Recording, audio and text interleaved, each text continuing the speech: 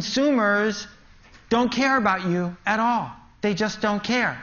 Part of the reason is they got way more choices than they used to and way less time. And in a world where we have too many choices and too little time, the obvious thing to do is just ignore stuff. And my parable here is you're driving down the road and you see a cow and you keep driving. Because you've seen cows before. Cows are invisible. Cows are boring. Who's going to stop and pull over and say, oh, look, a cow? Nobody. But if the cow was purple, isn't that a great special effect? I could do that again if you wanted.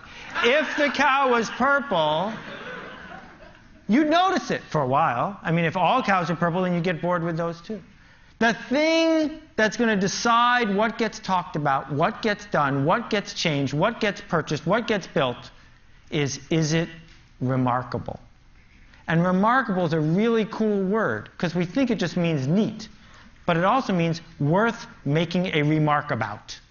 And that is the essence of where idea diffusion is going. Two of the big success stories of the last 20 years in retail. One sells things that are super expensive in a blue box, and one sells things that are as cheap as they can make them. The only thing they have in common is that they're different. Marketers used to do is make average products for average people. That's what mass marketing is. Smooth out the edges. Go for the center. That's the big market. They would ignore the geeks and, God forbid, the laggards. It was all about going for the center. But in a world where the TV industrial complex is broken, I don't think that's the strategy we want to use anymore. I think the strategy we want to use is to not market to these people because they're really good at ignoring you, but market to these people because they care. These are the people who are obsessed with something. And when you talk to them, they'll listen because they like listening. It's about them. And if you're lucky, they'll tell their friends on the rest of the curve, and it'll spread. It'll spread through the entire curve. They have something I call otaku. It's a great Japanese word. It describes the desire of someone who's obsessed to, say, drive across Tokyo to try a new ramen noodle place, because that's what they do. They get obsessed with it. To make a product, to market an idea, to come up with any problem you want to solve that doesn't have a constituency within otaku is almost impossible. Instead, you have to find a group that really desperately cares about what it is you have to say. Talk to them and make it easy for them to tell your friends. There's a hot sauce otaku, but there's no mustard otaku. That's why there's lots and lots and lots of kinds of hot sauces and not so many kinds of mustard. Not because it's hard to make interesting mustard. You can make interesting mustard. But people don't because no one's obsessed with it, and thus no one tells their friends. Krispy Kreme has figured this whole thing out. Krispy Kreme has a strategy. And what they do is they enter a city, they talk to the people with the otaku, and then they spread through the city to the people who have just crossed the street.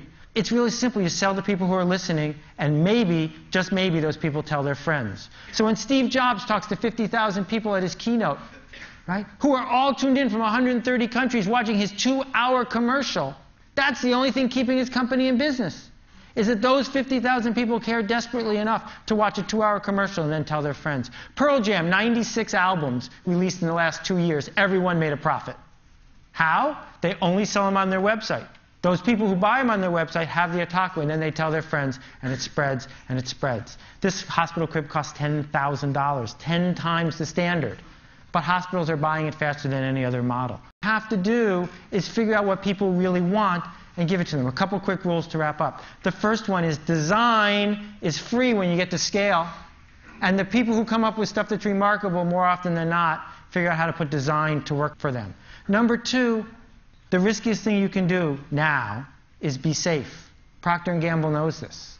Right? The whole model of being Procter & Gamble is always about average products for average people. That's risky. The safe thing to do now is to be at the fringes, be remarkable. And being very good is one of the worst things you can possibly do. Very good is boring. Very good is average. It doesn't matter whether you're making a record album or you're an architect or you have a tract on sociology. If it's very good, it's not going to work because no one's going to notice it. So, my 3 stories. Silk. Put a product that does not need to be in the refrigerated section next to the milk in the refrigerated section. Sales tripled. Why? Milk, milk, milk, milk, milk, not milk. Right? For the people who were there and looking at that section, it was remarkable. They didn't triple their sales with advertising. They tripled it by doing something remarkable. That is a remarkable piece of art. You don't have to like it, but a 40-foot tall dog made out of bushes in the middle of New York City is remarkable.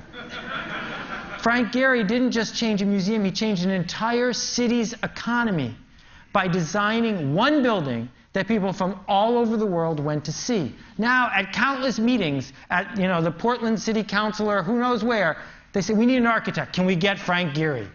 Right? Because he did something that was at the fringes.